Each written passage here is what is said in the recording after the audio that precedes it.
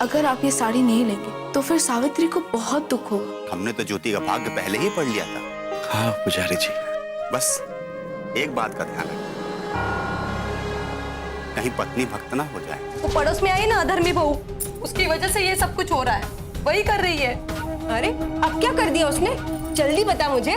स्त्री के चरित्र पे दाग लगाया उसने। सावित्री, तुम चुपचाप मेरे पीछे मुझे पढ़ते हुए देखकर क्या कर रही थी? मैं तो पढ़ नहीं सकती ना, तो आपको पढ़ते हुए देख के अच्छा लग रहा था।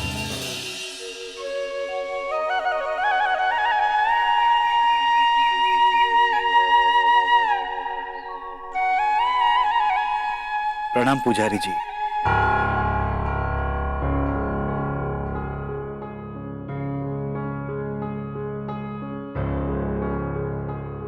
पुजारी जी प्रणाम।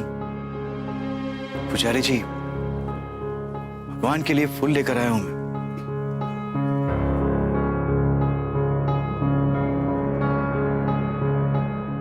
लीजिए।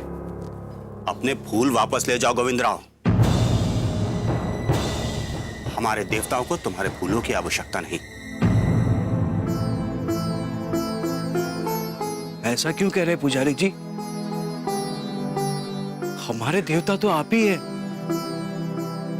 हमारा जीवन फूलों से और देवता से ही जुड़ा है। मेहरबानी करके ऐसे कठोर शब्द मत बोलिए। अगर हमसे कोई भूल हो गई है तो हमें बताइए।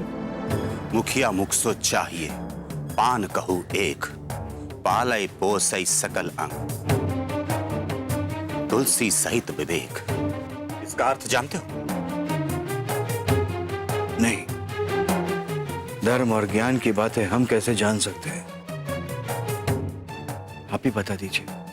मुखिया शरीर के मुख के समान होता है। जिस प्रकार मुख भोजन के बाद पूरे शरीर का ध्यान रखता है, उसी प्रकार मुखिया को अपने घर के सदस्यों का ध्यान रखना चाहिए।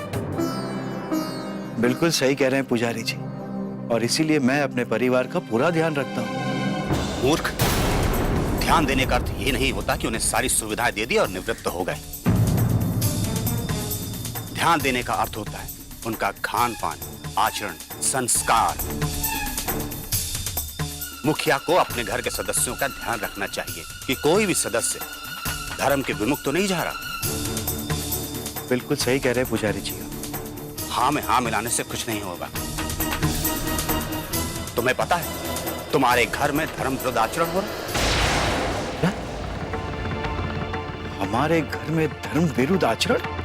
पूरे पूना को पता चल गया, सिर्फ मुखिया ही अनभिज्ञ रह गए। पुजारी जी आप ये क्या बात कर रहे हैं? मेरी कुछ समझ में नहीं आ रहा। हुआ क्या है, हमें ये बताइए। सदियों से चली आ रही परंपरा तुम्हारे घर में टूट रही है। तुम्हें पता भी है मुखिया कि सगुना विधवा होकर सुहागिन की साड़ी पहन रही है। अब तुम ही बताओ कि यह धर्म सम्मत है या धर्म विरुद्ध आचरण? मुझे तुमसे उम्मीद नहीं थी कि कम से कम तुम्हारे घर से इस तरह का समाचार मुझे सुनने मिलेगा।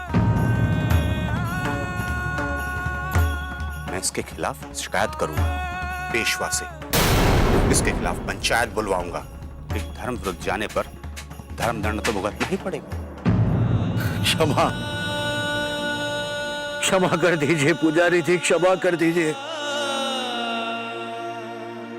अगर हमें इस बात का पता होता तो हम ये नहीं होने देते। और पुजारी जी आप तो जानते ही हैं कि हमारा पूरा जीवन आपने जो मार्ग बताया उसी पे बीता है। पुजारी जी एक मौका दीजिए, हमें भूल सुधारने का एक मौका दीजिए। उत्तम है, सजा देने से पहले सुधार का अवसर देना आवश्यक है। तो जाओ, इससे पहले कि ब्राह्मण और पेशवा समाज तुम्हें दंड दे, जाकर खुद इस अधर्म की प्रायश्चित करो। मैं आपका ये उपकार जीवन भर नहीं भूल सकता पुजारी जी।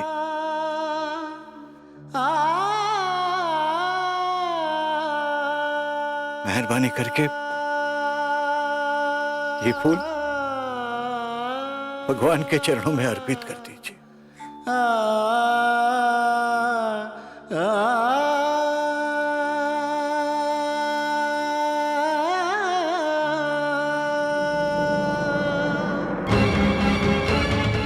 के आगे सबको दंडवत होना ही पड़ता है।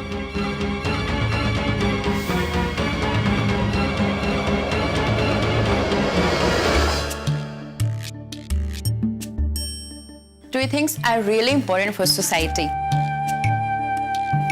It's freedom, equality and brotherhood.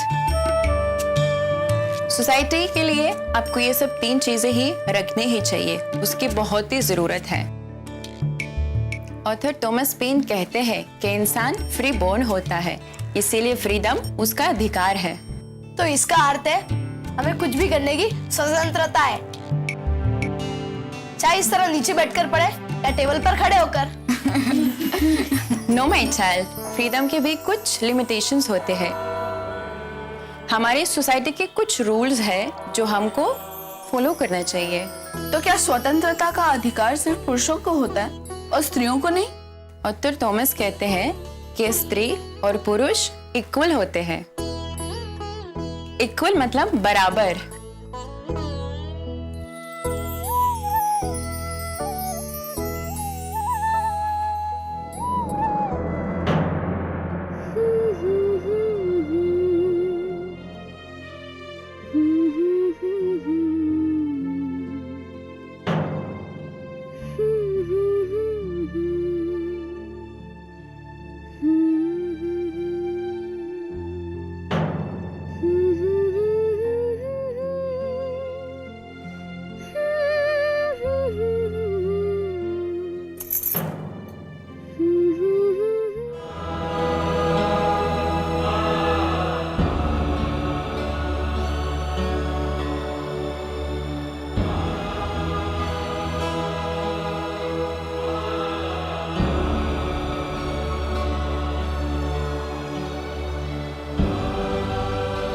Savitri, तुम्हें पढ़ने का मन है या नहीं?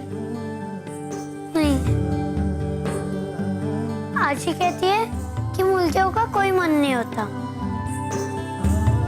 और मन होके भी क्या फायदा? जो धर्मशास्त्र में लिखा होगा वही करना पड़ेगा। और अगर मैं ये कहूँ कि धर्मशास्त्र में जो कुछ भी लिखा है वो सब झूठ है? सुना तुमने कि सेठ जी ने क्या कहा? कि धर्मशास्त्र झूठे हैं, लड़कियां भी पढ़ सकती है। काश ये संभव होता। ये संभव है सावित्री। तुम तो कह रही थी कि तुम पढ़ नहीं सकती। मैं पढ़ नहीं रही थी। अच्छा, मैं भी तो वो पुस्तक देखूं जिसे तुम पढ़ नहीं रही थी। हाँ? ठीक है, अगर तुम नहीं चाहती हो कि मैं तुम्हारी पुस्तक देखूं तो ठीक है, मैं वापस चले जाती हूँ। रुकिए,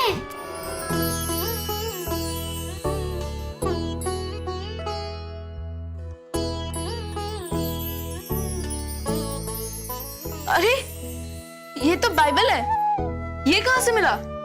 वो हमारे गांव में एक नन्ना आई थी, उन्होंने ही मुझे ये दिया था। तो तुम इसे पढ़ना चाहती हो, है ना? बिल्कुल भी नहीं। तो फिर ऐसे क्यों देख रही थी? क्योंकि ये यीशु का तस्वीर मुझे पसंद है। अब देखो, जिनकी तस्वीर इतनी सुंदर है उनकी कहानी कितनी अच्छी होगी। तुम यीशु की कहानी नहीं जानना चाहती हो? जानना तो चाहती हूँ, लेकिन मैं पढ़ नहीं सकती। आप पढ़ सकते हैं, आप मुझे पढ़ के सुनाएंगे यीशु की कहानी? ठीक है, मैं आपको पढ़कर सुना दूंगा,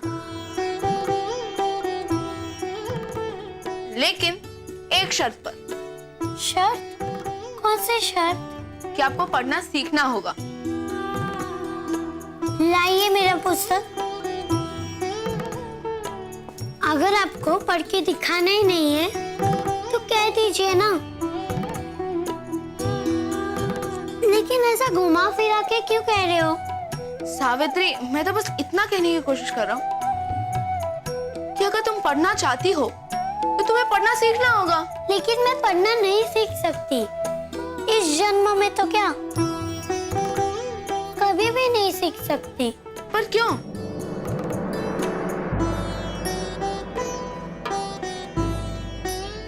अगर हमारे धर्म में लड़कियों को पढ़ने की अनुमति होती तो क्या हम तुम्हें रोकते सावित्री? सावित्री, हमने तुम्हें किसी और काम के लिए रोका है। यही तो दुख है बाबा, अब सब काम के लिए इजाजत देते हो, बस पढ़ने की नहीं।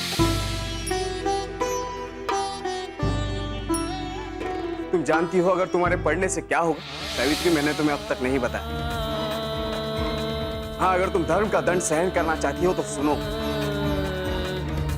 धर्मशास्त्रों में लिखा है, कोई लड़की अगर पढ़ना चाहे तो उसके पिता की मृत्यु, और अगर वही विवाहित हुई तो उसके पति की मृत्यु हो जाएगी।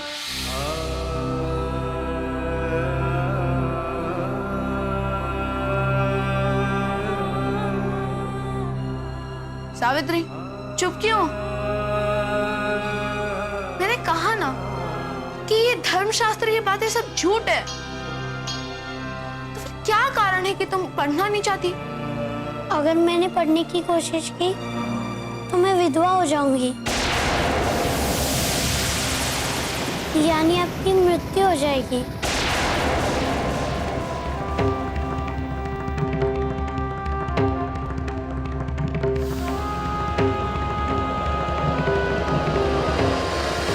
धर्मशास्त्र का बिठाया हुआ एक और डर, मुझे तुम्हारे मन से इस डर को निकालना ही होगा सावित्री।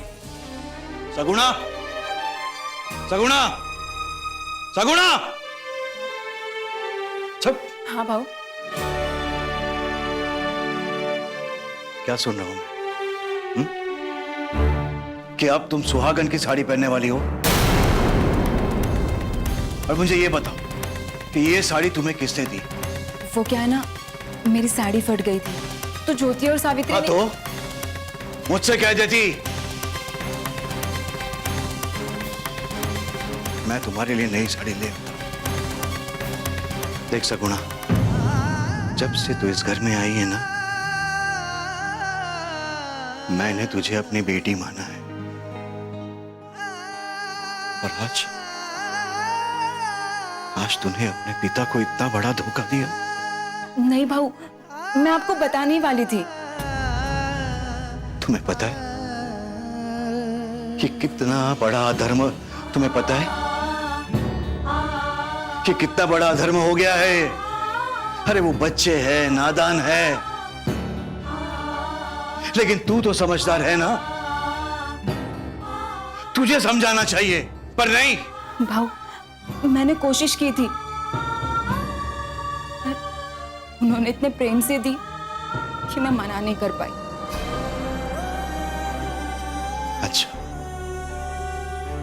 अच्छा, अब बड़े नहीं, बच्चे चलाएंगे इस घर को। नहीं भाऊ, मैं लौटा दूंगी उनको वो साड़ी। कोई जरूरत नहीं है सगुणा, इसे एक विधवा ने छुआ है, विधवा ने। अब लौटाने की कोई जरूरत नहीं है। तूने जो अधर्म किया है ना, उसका एक ही प्रायश्चित है, बस।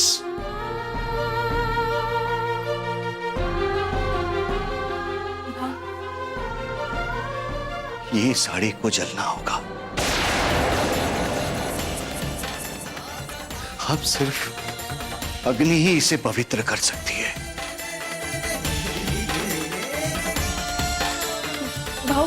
भाऊ मेरी बात तो सुनिए। आज मैं ये साड़ी जला कर ही रहूंगा। भाऊ, एक पर शब्द बोलने को। भाऊ मैंने साड़ी पहनी नहीं है, फिर आप इसे क्यों जलाओगे? अगर आप इसे जला दोगे ना भाऊ, तो इतनी कीमती साड़ी नष्ट हो जाएगी। तुम धर्म के आगे साड़ी की कीमत लगा रही हो, हाँ? साड़ी चाहे जितनी भी कीमती हो, मूल्यवान हो, लेकिन धर्म की बराबरी कभी नहीं कर सकती। और एक बात, बात साड़ी की नहीं, तुम पता है ये साड़ी कौन पहनती? सिर्फ सुहागनें पहनती है। और तुम? लेकिन बाबा, इसमें धर्म की बात कहाँ से आ गई? खाना पहनना तो मनुष्य की इच्छा है। क्या विधवा को खुश रहने का अधिकार नहीं? इस बात को तुम लोग कभी भी समझ नहीं पाओगे। मनुष्य जो भी करता है उसका संबंध धर्म से होता है, प्रथा से होता है, परंपरा से होता है, और किसी भी कीमत पे मनुष्य को अपनी परंपरा तोड़नी नहीं चाहिए। पर बाबा, आप सही कह रहे हैं बाबू। हमें धर्म और प्रथा के अनुसार ही चलना चाहिए। उससे भूल हो गई। मैं बच्चों की बातों में आ गई थी, पर मैं आपके सामने हाथ जोड़ती हूँ कि साड़ी मत जलाइए, वरना इन्हें बहुत बुरा लगेगा।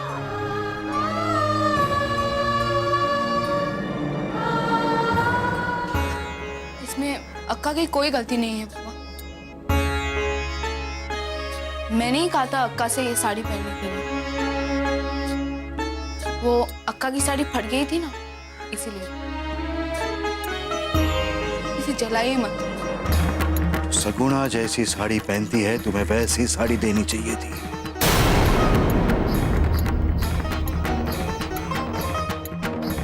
और देखो सगुणा,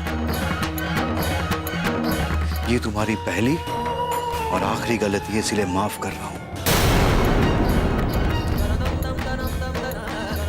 और एक बात कान खोलकर सुन लो, धर्म के ऊपर कोई नहीं है, तुम लोग भी नहीं। और आइंदा इस घर में अधर्म की बात कभी नहीं होनी चाहिए। समझा देना इसे।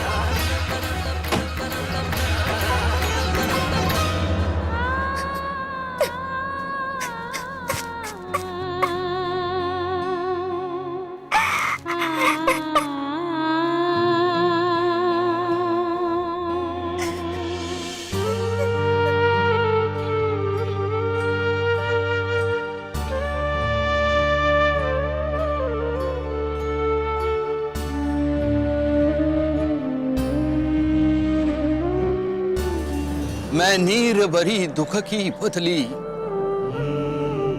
मैं नीर भरी दुख की बदली, विस्तृत नभ का कोई कोना, मेरा न कभी अपना होना। परिचय इतना, इतिहास यही, उमड़ी कल थी आज मिट गई। मैं नीर भरी दुख की बदली, मैं नीर भरी दुख की बदली।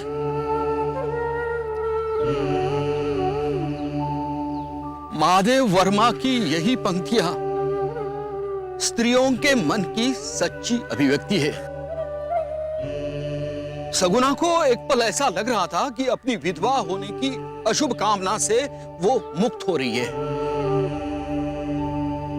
अपने वो अभिशाप से मुक्ति पा रही है।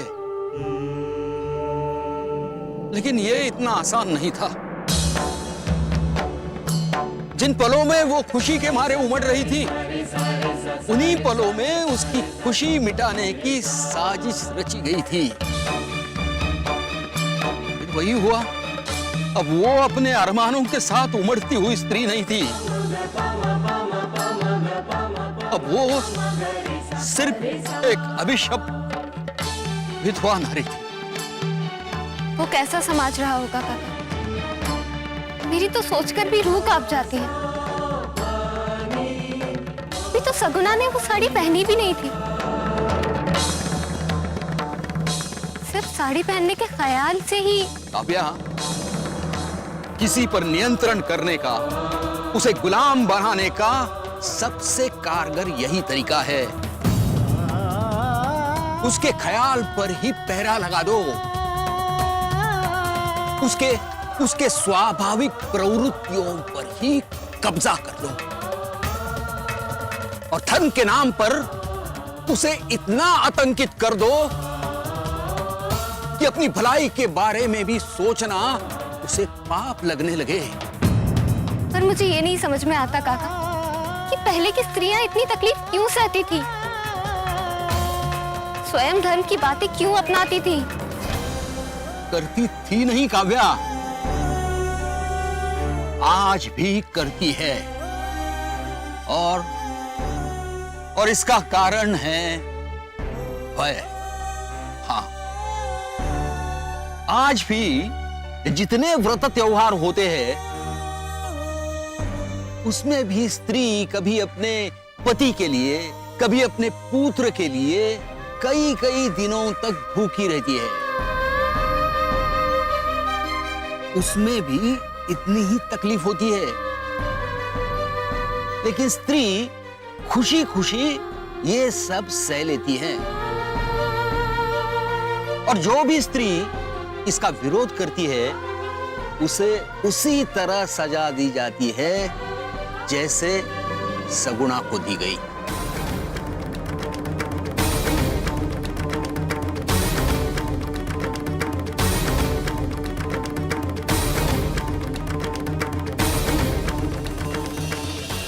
का जॉन सर कहते हैं कि मनुष्य को अपने खाने, पीने और पहनने का अधिकार होना चाहिए।